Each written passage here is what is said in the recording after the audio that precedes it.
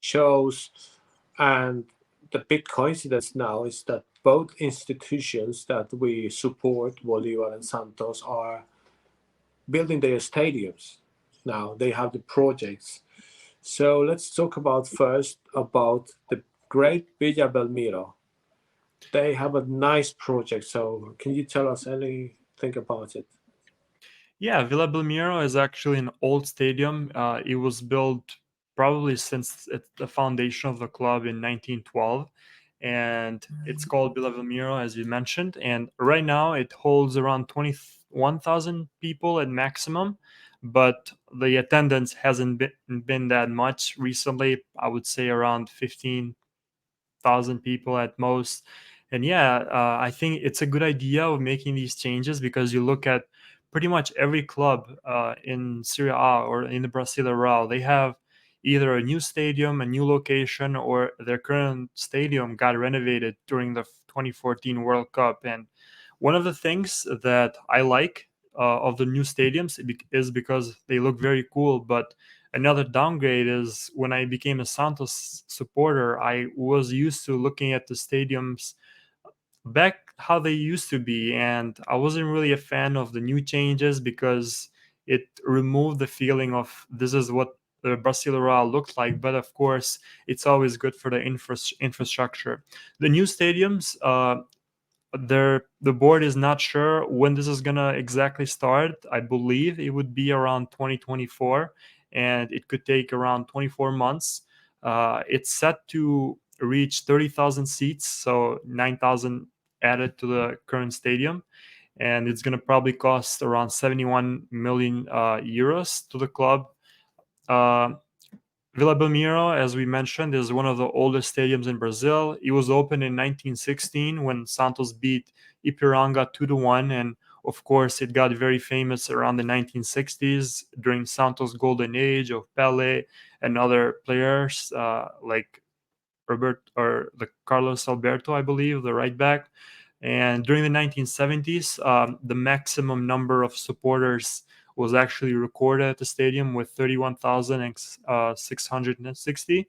So that was in a match against Palmeiras, and hopefully, with the new infrastructure that's about to be built, where the stadium is currently located, hopefully that's going to open up more area and more opportunity for people to visit and raise the revenues of the club overall. And what was the final capacity expected again? It's expected to be 30,000. So currently 21,000, so 30,000 max is what's expected. So they will double it basically. They will be double of the Well, capacity.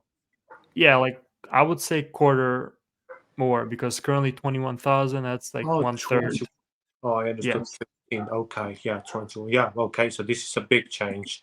And yeah, Hmm. we're looking, I mean, the people that is on the Twitch, we're looking on the images from the new stadium, and it looks really modern, really great stadium. So hopefully it's going to, yeah, I mean, Brazil in terms of stadiums is it's another world. It's crazy.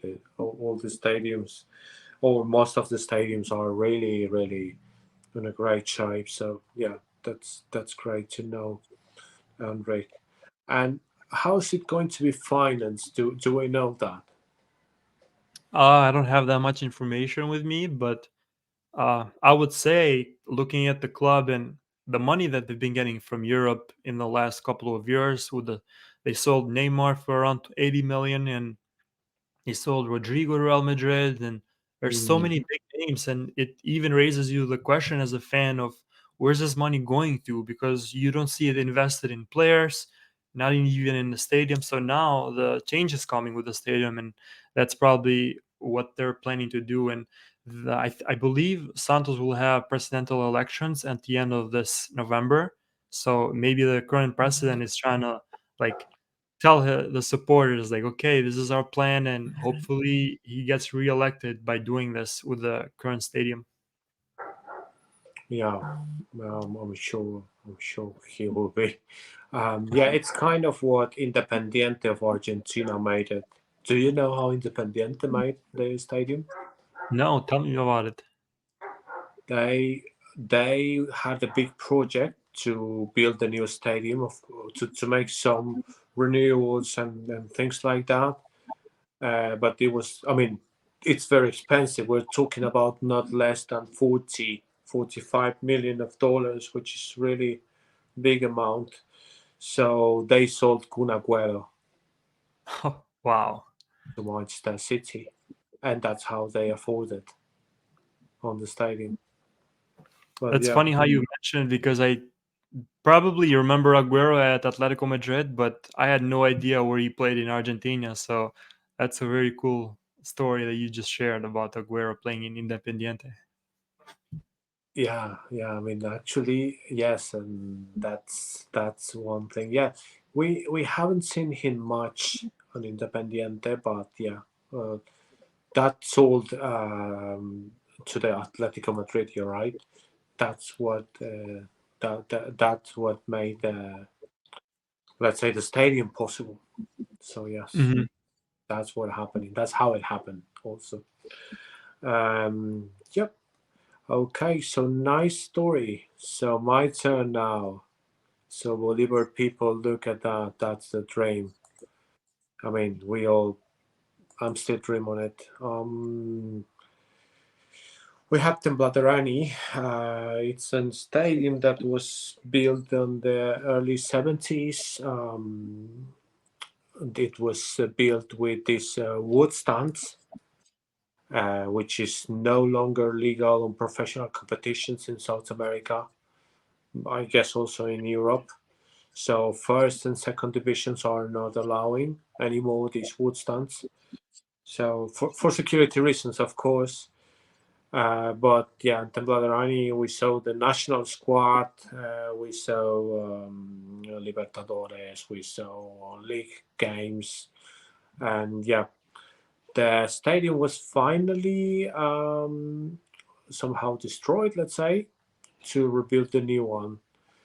The new one initially idea was to have it for I guess 35, 38,000 because Bolivar is currently playing on the Hernando Siles, which is an state stadium.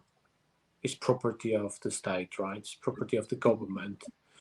So that stadium has a capacity of 42 to 45,000 people. And but the reality is that the Bolivian teams are not getting that quantity of supporters on regular games and on regular basis, of course. So average attendance might be around 10,000, 12,000. It's really, really low, one of the lowest of the region. So that's how, when the design was discussed, they decided that this would be for 23,000 people. So that's the idea, to have that the stadium, and I think it's on an initial stage. Of course, if the capacity is going up, of course, maybe they will do remodelations. I don't know, but yeah, for now this is 23,000, and it will cost around 60 million dollars, which it's divided in three parts. One part it's covered by the Centenario membership, so the supporters getting these Centenarios membership models. So I will talk about that in a moment.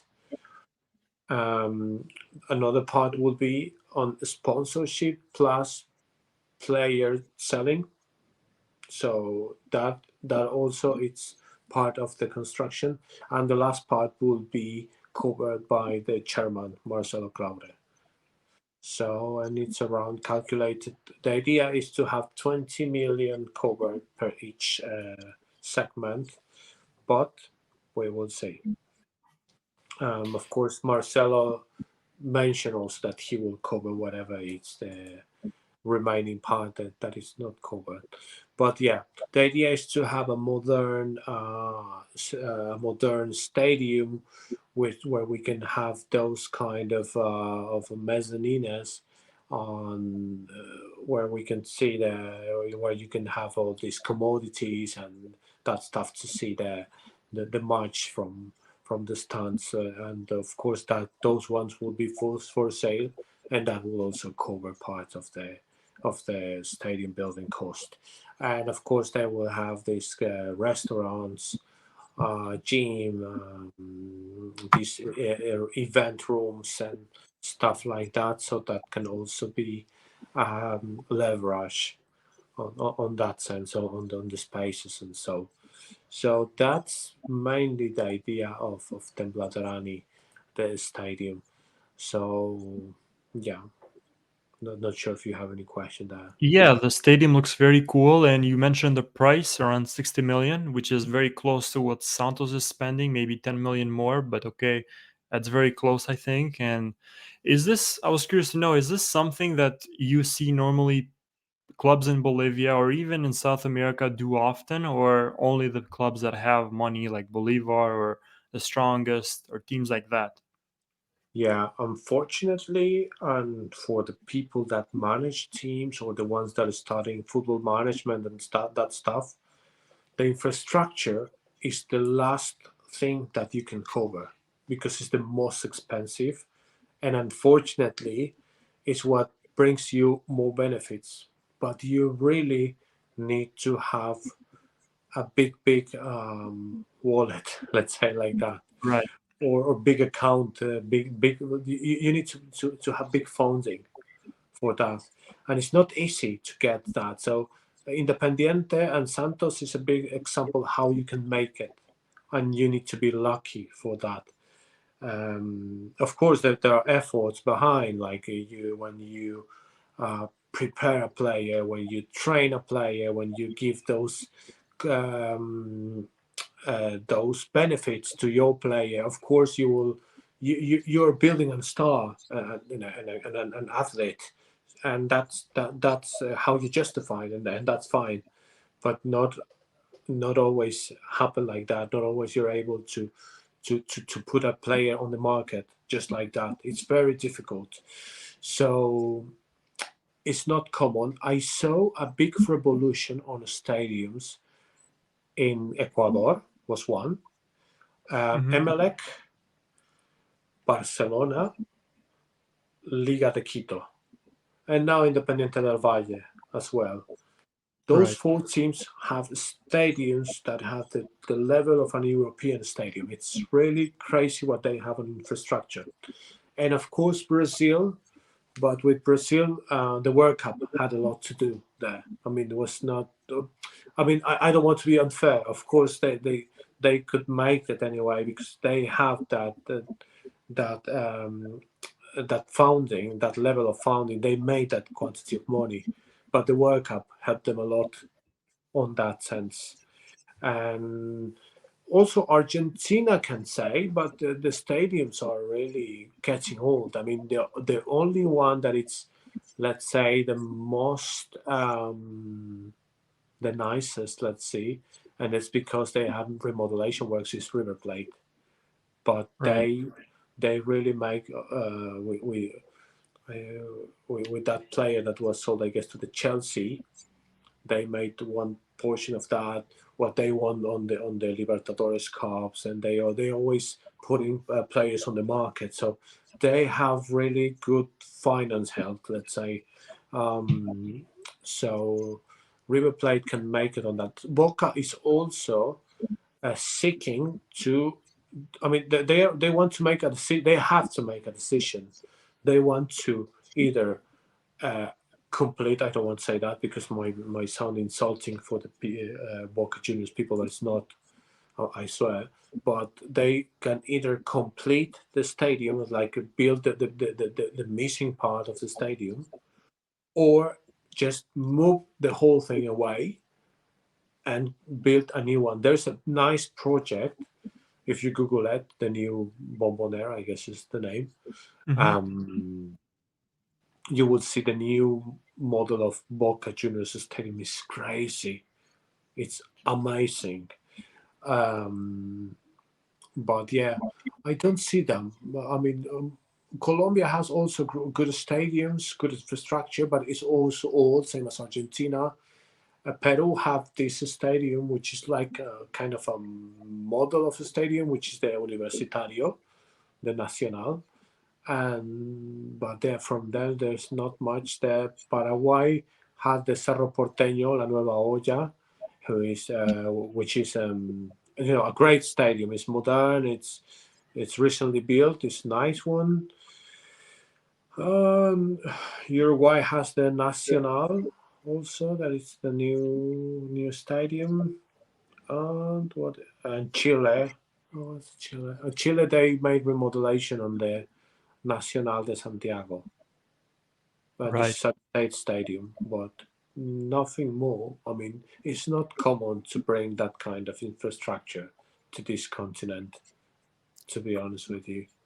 Yeah, you're right. And you mentioned La Bombonera. I heard a couple of things about them and potentially moving to a new place, which is going to be even easier because they wouldn't have to deal with what's around them. But the fans really want it to be where the stadium is currently located.